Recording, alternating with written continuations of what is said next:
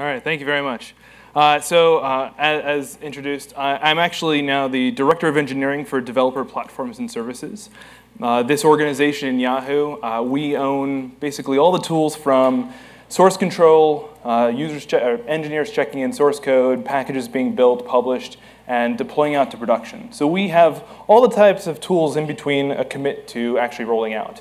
So today I'm going to talk to you about how do you improve your CD confidence? What can you do today, and what does Yahoo do right now? So quick raise of hands here. How many people have ever dealt with a broken pipeline? Okay, it's like 50%, excuse me, it's like 50% of the people here. And I think it's a little bit more common than you think. I can just picture the last time this happened. It was after stand-up.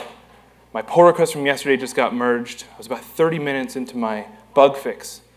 And then all of a sudden, I get an alert. My build failed. Somewhere down the pipeline, my build failed. Was it my build? Was it my pull request? Was it yours? Was it your source code that was checked in? So now the whole team has to stop what they're doing. We can't merge anything anymore. We've got to figure out what happened, right? And you've got the two types of developers in your team. You've got the ones that say, build's broken, I'm just going to push it anyway. And the other one who says, stop what we're doing. We need to update our working agreement. We don't break the build, and this is how we're going to fix it. Right? But realistically, we all just want to get back to blue. We want those pipelines to be green or blue, your choice, because we just want to work on features. We just want to fix bugs. So Yahoo's been dealing with this, just like half the people here have. And we've been dealing with it since we had continuous integration with Hudson and all the way through continuous delivery with Jenkins and with Screwdriver, which we talked about before. And we tried all sorts of different things. We had this gamification plugin installed where people would get karma for passing the build or increasing the code coverage, and you'd lose like 10 points for failing the build. And then after a while, we realized there was this one person at like 10,000 points because they had a cron job that just returned true. There are teams that build alarms, sirens indicating, oh no, the build's broken, right? At Yahoo, I've been to at least 3 hack days where there was an actual setup, a working example of a build failing and a siren going off. But honestly, red happens. Builds are going to break. You're going to write code that's going to fail. And it's OK. But the question is, how do you get a confident pipeline? How do you not disrupt the entire team? So at Yahoo, a couple years ago, we made a huge shift. We said, everyone in the company, whether it's a 20-year-old product or a day-old product, is going to go to continuous delivery.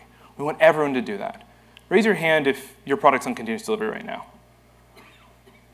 10% of the people here, sure. It's a big deal. It's a big deal to move the whole company. The reason why we wanted to do it, obviously we've talked a lot about continuous delivery at these talks here, but realistically, the idea is to reduce the friction, right? Reduce the friction with every change that you make. How do you improve it? And so at Yahoo, we were successful because we did 2 things beforehand. One, we had a product called Screwdriver. It's an internal continuous delivery software. It's centralized. The pipeline is represented in code. We have secure deployment so that your builds can deploy to your system and your builds can deploy to your system. And it has crowdsourced patterns so that teams that have, let's just say the Java team, right? The team that knows how to build Java at Yahoo says, this is how we're going to build it. And other teams just say, all right, I'm going to use that. So we had this, so it allows us to adjust and build best practices into it. And the second thing we did was we took a look at the teams that were already doing continuous delivery. The teams that were successful at continuous delivery. What made them successful? What are those attributes that we could apply to everyone in the company? And there were 4 things. The first was self-service pipelines. The idea was an intern to a senior engineer should be able to set up and configure a pipeline to deploy a product. They should all be able to build and deploy applications at the company. And you want all that stuff in code, in the same place that the source code is, in the same place that the tests are, so that whenever you're going to make a change, I'm going to add a new feature to Yahoo Mail, right? The idea was I should be able to configure my pipeline and do something different. I should know what my pipeline is going to do when it deploys. So I can say, you know what, I actually only want 5% of Yahoo customers to see this, or 1% of Yahoo customers. I want to do something different here. I want to deploy to a new location in the world. The second was trunk development. So this is similar to, anyone here familiar with the GitHub flow? Oh, that's good. The GitHub flow, the idea here is master is a representation of production. or it's about to be production. And so teams are working on very short branches, no longer than a day or so. So you have these quick iterative cycles of changes going out to production.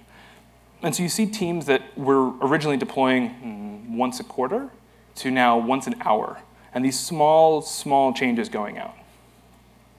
And since we're rolling out changes so quickly, we wanted, what happens if something breaks? What happens if something's wrong? You know, our tests aren't perfect, we know this. We've seen all sorts of talks today about how our tests aren't perfect. But if it goes out, we should be able to quickly roll back. And so we wanted systems in place that allow engineers to not panic when they click that merge button and say, all right, it's merged, it's going out. Oh, it broke for a small portion of our users. Let's just roll it back. It's OK, we'll keep going. And finally, the one I really want to talk to you about, the thing that I think can be taken away from this session is pre-commit testing. Now, Neil yesterday, if you watch his talk, he talks about testing in the pull request. And how much testing can you do in the pull request? What can you do there to really build your confidence? And I'm going to go into that here. Typical flow, I've merged some source code, click the button. It's going to go build, do some unit testing, some static analysis. We're going to do some smoke testing. It's deployed somewhere. You're going to deploy again. You're going to run your integration. It broke. Well, now you've got code out stuck in the integration pipeline. You've got a whole bunch of other changes that have already probably rolled out with it. Now you have to figure out which it is, roll that back. A lot of work. What if you failed early and failed fast? Did all the same stuff, but did it before the merge? Right? So you can do your integration tests. You can do your smoke tests. You can do all the tests you want before the pull request is merged. So now you know that when you're going to click that button, it's going to work. So at Yahoo, we were able to accomplish this because we could build, test, publish, and deploy to ephemeral instances. That means I'm going to go build a Docker image, and it's going to go live for a little bit, and then maybe it'll get cleaned up. I don't have to worry about it. I'm going to go deploy to Amazon or OpenStack or Kubernetes. Right? The idea is bring up temporary instances and then pull them down. And we built a lot of different features at Yahoo to help manage this and help make sure that, yes, you're deploying to OpenStack, and yes, it gets cleaned up when it's done. Eventually, you can get to a state like this, where in your pull request, you can get comments like, build's passing. You've got terrible code coverage. But you have an instance you can go look at. You can go show off to your product manager and be like, hey, check out my CSS code we changed. It's going to look beautiful. Oh, yahoo.com is going to love this. And then you can even click directly into your Sauce Labs links. You can get screenshots. The idea is how much upfront can you do in your pull request to give you, your team, your product team confidence that when this goes out, it's the feature that you want to actually ship. This really brings our pipelines back to blue. It gives us this nice, confident kind of flow that when I merge it, it's going to go out. I can go get coffee. I can go play foosball, right? OK, but there's a cost. When you do things like this, you have to balance it's basically how much confidence level do you want in your pull request versus how much time do you want to spend waiting for that PR to complete. Now, there are teams at Yahoo that do all sorts of ranges, right? There are some teams that say, I want to be very confident. I want to run performance testing. I want to run anything I can in this. So I'm going to wait 2.5 hours for a pull request to build. That's a long time. Then there are other teams that say, you know what, no. I want to do a shotgun approach. Give me a little bit of everything, and then it gives me some confidence, but I only have to wait 20 minutes, right? So there's this balance that you have to figure out. And it always reminds me of that XKCD comic, right? #1 excuse for a programmer slacking off code's compiling. Right now, it's my pull request is building. OK, so let me get into a demo. Let me show you some. Actually, I'm going to show you the open source version of Screwdriver. Now, this is not the same thing that we're running internally. Internally, we have a whole bunch of other technology that helps us manage bringing up ephemeral instances, helps us manage AWS or GCP or any of those technologies. And what we have here is something my team's been working on for some months now. It's a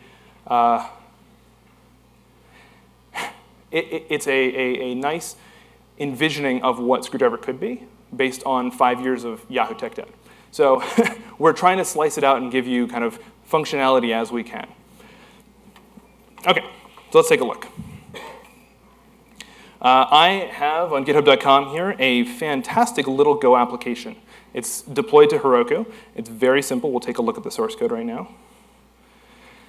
What this does, ignoring all the fanciness here, is it exposes an endpoint for /data. It'll give you a random number in JSON format between 40 and 40 with a 0 to 10 offset. And then it outputs a fun HTML here with some jQueries and Bootstrap. Anyway, let's see what that looks like. You have to wait for Heroku to wake up. Give it a second. Again, free plan, that's what you get. Okay, so it's a very basic graph here, and it is generating numbers from 40 to, I think, 50 at this point. Very simple. Now I also have a screwdriver config here that's going to tell me, hey, you know, I'm going to use the Golang Docker container. We're going to do some go get, go vet, do some static analysis. We'll do some unit tests here, because I do have unit tests. We're going to build the product. We're going to try to do a basic functional test, so run it, see if curl works. We're going to deploy it, and I can show you that in a bit. And then we're going to do some basic Sauce Lab stuff. So this Sauce Lab test, I just pulled off of the Sauce Lab demo. It's actually, it's in Python. It's very simple. We're going to run OS X with Chrome, Windows 10 with Firefox, and we're going to go load up the website, make sure that the title is correct, and make sure that we have to wait for our Ajax to kick in. But ultimately, tell me if you can't see this, but ultimately we're trying to make sure that the dot count that you saw up here is going to be greater than or equal to 40. Right? Straightforward. So in Screwdriver, when it does that, here we'll look at the latest build. So it's done all of this. It actually took about a minute to complete. The longest thing was our actual functional tests. But you can see here we've deployed to Heroku. We deployed our app. And then we do our actual functional tests with links to the Sauce Labs jobs. So I have a new pull request that I'm going to show you, saying, you know what, 40 to 50 is way too high. So our customers really want less dots. So we're going to lower the dot range here. Set it to, the offset's going to be 0. Let's see what happens. I love live demos. OK, so Screwdriver's picked this up and says, I'm going to start building it. Oh no, I've done something terribly wrong.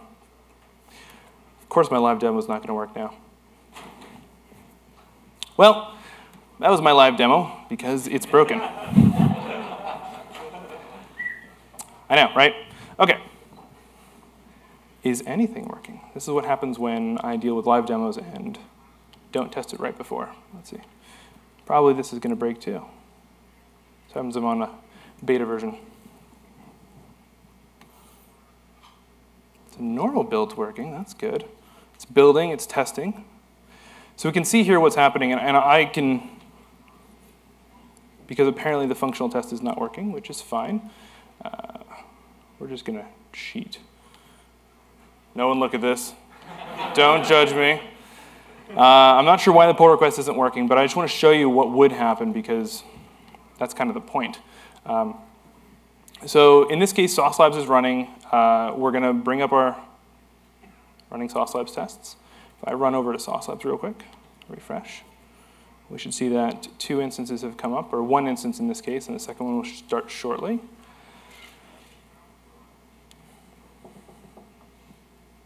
I love this live video stuff. All right, so this thing is testing out to make sure that it's going. Oh no, the numbers are too low.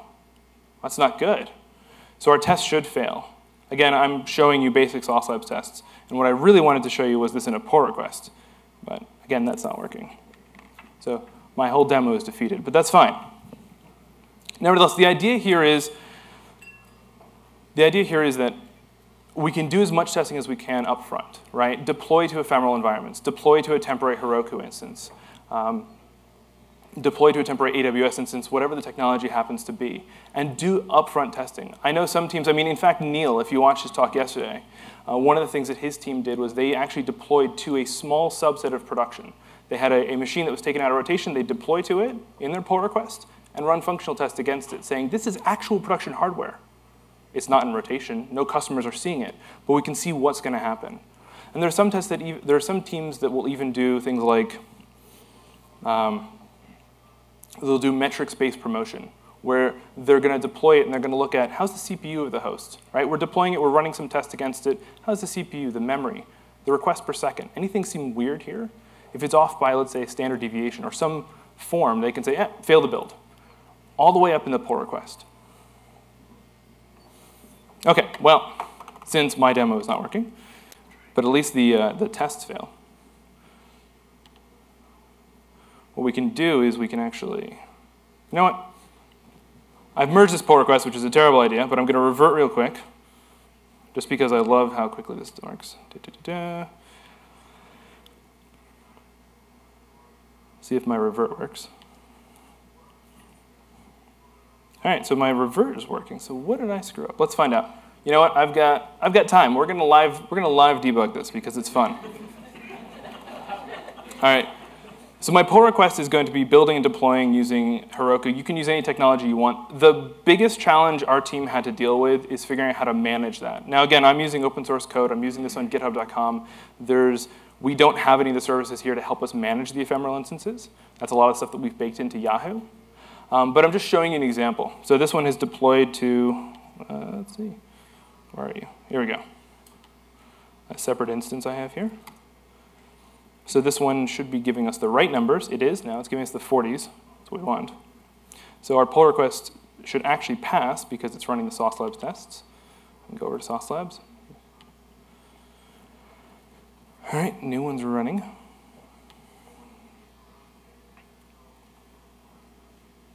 All right, so the numbers look good here, which means our test should pass. So one job passed. Link to your job. No, take your time, it's fine.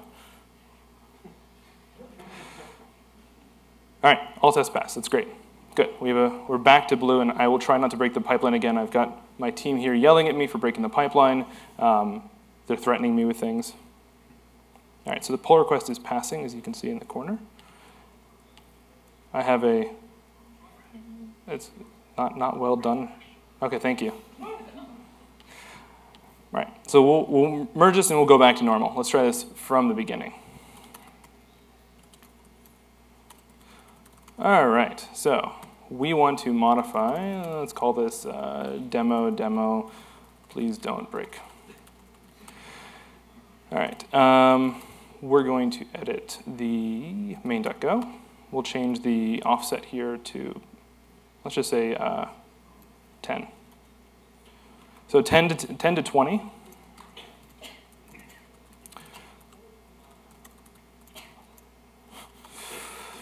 right. Actually, it's less dots. We're good. All right. Hopefully GitHub says yes. I'd like to merge it against my fork, not this person's. Less dots. Everything seems fine. See if pull request works. Oh. Bad practice, always have a description. My build failed again. What did I do? Wow. I'm consistently failing by just changing that one file. That is fascinating. Probably a problem between chair and keyboard, but it's fascinating. All right, so the problem is, because I wrote some of this, it's going to really bother me. It's up to date. Well, I can't show you demo, but instead of a demo, which is what you really wanted, I'm going to answer questions, because that's more fun. Okay, so you can take a look at a lot of the stuff that Yahoo's been open sourcing, github.com/Yahoo. You can also take a look at the Screwdriver project, which apparently isn't working right now, but you can take a look at our effort to open source what we've been running inside Yahoo. It's a screwdriver.cd. Okay, so what can I answer for you?